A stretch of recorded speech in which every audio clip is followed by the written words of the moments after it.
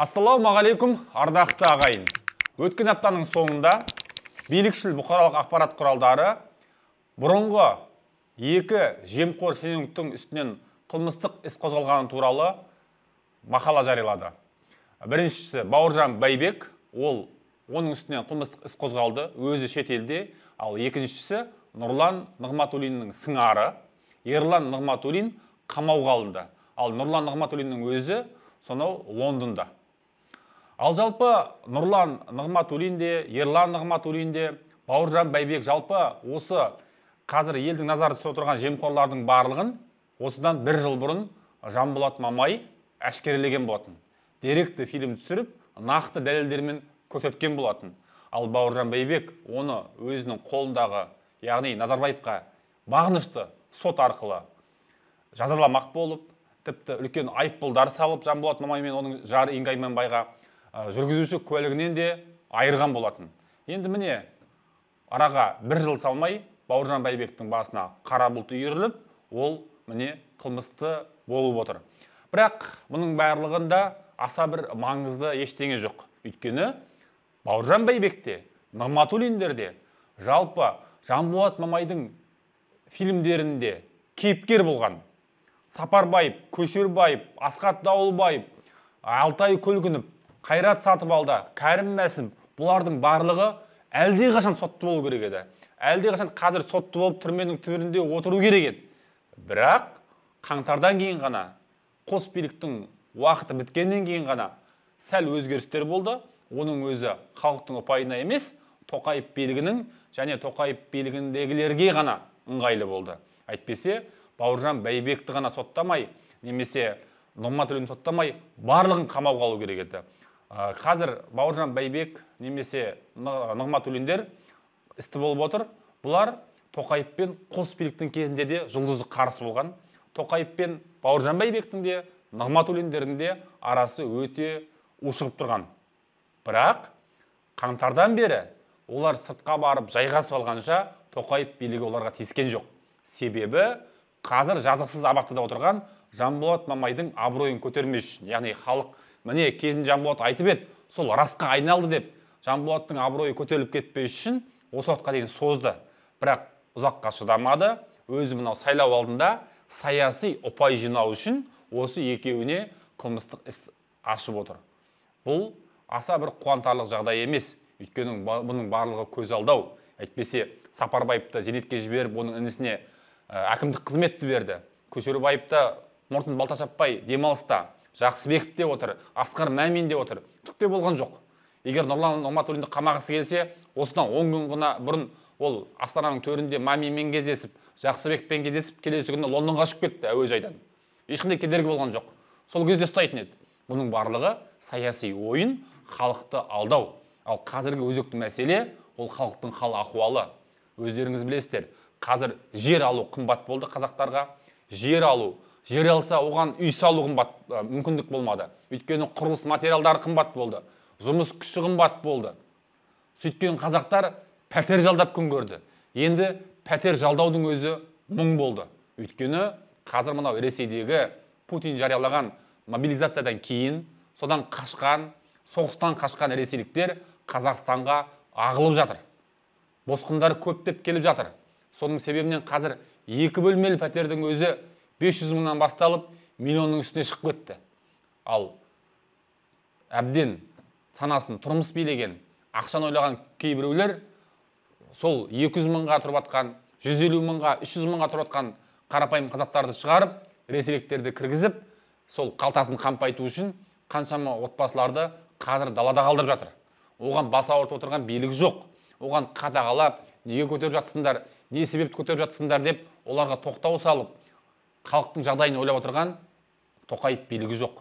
Үкімет ол тіпті дәрменсіз. Тоқаевтың аузына қарап отырғандар. Ал енді осындай жағдайда Тоқаев билігі миллиардтаған қаржы шығарып, кезектен тыс сайлау өткізіп жатыр. Өзінің билігін нығайтпақ оймен. Назарбаевтар қайта шабуылға шығады, биліктен айырылып қаламыз деген ол бос әңгіме. Қазақстан халқы Тоқаевқа 8 ай уақыт берді, сол бұрынғы Назарбаевтарды талқандауға. Бірақ ешқайсысы тиіскен жоқ. Қайрат Сатыбалды көз қылып қазір соттамақшы. Қалған Назарбаевтардың барлығы өздерінің сол байлықтарына ие болып, жалған жалпағынан басып өмір сүріп жатыр. Ал халық қазір қиыншылықта, азық-түліктің бағасы аспандап тұр. Оны ойлап отқан билік жоқ. Өйткені бізде қазіргі билікте бұрынғы билік сияқты халықты ойламайды. Олардың бар ойлағаны өздерінің билігін ұзарту. Тоқаев қазір сайлауды өткізіп, қазір 69 жаста болса, 76 жасқа дейін отырмақшы. 76 жаста ол 7 жылда кім бар, кім жоқ. Өзінің жанына Ерлан Қарин сияқты, немесе қазір Ерлан Қошанов, тіпті президент әкімшілігінің жетекшісі Мұрат Нұртілеуді де алып шығуы мүмкін. Әрине ол Мұрат Нұртілеу елдің алдына шығып жүрген адам емес, ондай шенеунік емес, бірақ 7 жылда бәрі өзгеруі мүмкін. Сөйтіп Тоқаев өзінің артын жабатындарды қалдыру үшін қазір 7 жылға мығым отырмақшы. Сол себепті қазір заңсыз, мезгілсіз сайлау өткізбекші. Ал халықтың жағдайы өте қиын дәл осы уақытта. Тоқаев билігі оған бас ауыртып отырған жоқ. Бұлардың ойлағандары тек қана өздерінің қарақан бастары. Ал енді билік осындай әрекет жасап жатыр, ешкімді ойлап отырған жоқ. Жанболат Мыңбай сияқты азаматтарды түрмеде ұстап отыр. Егер Тоқаев билігі, Тоқаевтың жеке басы өзі мынау бас істейтін болса, ертеңді ойлайтын болса, тіпті өзінің ертеңін ойлайтын болса, Жанболатты бостандыққа шығару керек. Бүкіл Назарбаевтарды әшкерелеген, Назарбаевтармен күрескен Жанболатты абақтыда ұстамау керек. Өйткені олар көріп біліп отыр. Жанболатты абақтыда ұстап, бәрібір бұлар тыныш отыра алмайды. Ол дүниежүзілік ірі құқық қорғау ұйымдары мәлімдеме жасап жатыр. Еуроодақ мәлімдеме жасап жатыр.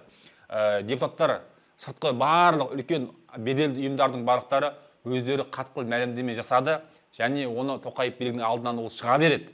Халықтан ешкімге сенбейді билікке. Жанболаттың жазықсыз екенін бәрі көріп отыр. Сол себепті Тоқаев билігі мынау елдің ертеңін ойласа, Жанболатты бостандыққа шығарып, шынайы саяси реформа жасау керек. Өйткені қазіргі билік әлжуаз билік.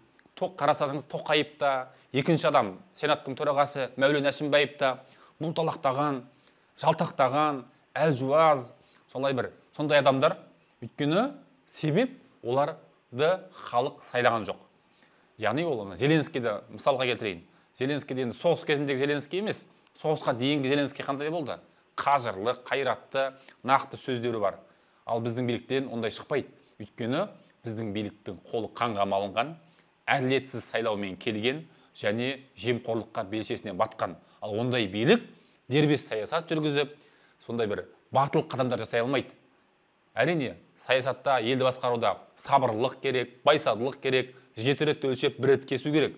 Бірақ сонымен қатар нақты шешімдер жасай алатын, нақты қадамдарға бара алатын батылдық та керек. Ал жемқорлықпен, әділетсіз сайлаумен билікке келгендер ешқашан батыл қадам жасай алмайды. Осылай Қазақстан халқы қиын жағдайда өмір сүре береді. Кім көрінген шекарамыздан өтіп келе беретін болады. Сондықтан ардақты ағайын, біз билікке өз талаптарымызды қойып үйренуіміз керек. Алаңдарға шығуымыз керек. Митингке шақырған кезде шығып, елдің қарасын көбейтіп, елмен бірге тұру керек. Өйткені бүгінгі билік елдің ертеңін ойлап отырған жоқ. Бұлар өздерінің ертеңін ойлап отыр.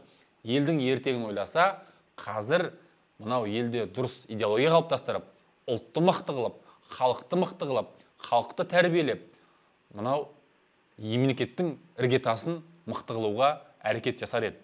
Бірақ сол баяғы ақындарды, жағымпаздарды сайлау туралы үгіт насихатқа жұмсап жатыр. 20 қараша сайлау болады тамаша, мен қуандым балаша деп ақындар өлең жазып жатыр қазір. Кешегі Назарбаевты мақтағандар солар. Қазір Тоқаевты мақтап жатыр. Ешқандай өзгеріс жоқ. Сол азып тозған зиялы деген адамдар, өйткені олар өздері азып тозбай, қарапайым халықты да азып тоздырды. 30 жыл бойы бізде идеология болған жоқ. Қазірде бізде идеология жоқ. Бір ұлтты, бір жұдырық қылатындай ешқандай әрекеттер жоқ. Өйткені бытыраған, сондай бір талан-таражға түскен, бір-бірін жеуге дайын тұрған халықты басқару оңай. Дәл сол әрекетпен, дәл сол әдіспен Тоқаев билігі де халықты алдағы 7 жылда басқармақшы. Бұған баршамыз қарсы тұруымыз керек. Жанболаттың бостандығы үшін, елдің ертеңі үшін бәріміз күресуіміз керек. Біз ақиқатты айғайлап, шындықты шыжғырып айта береміз. Арнамызға жазылыңыздар, пікір жазыңыз. Пікір жазып, лайк бассаңыз, көптеген адамдардың көруіне сіз мүмкіндік бересіз. Соған үлес қосыңыз. Назарларыңызда болған абзал достар, келесіде жүздескенше.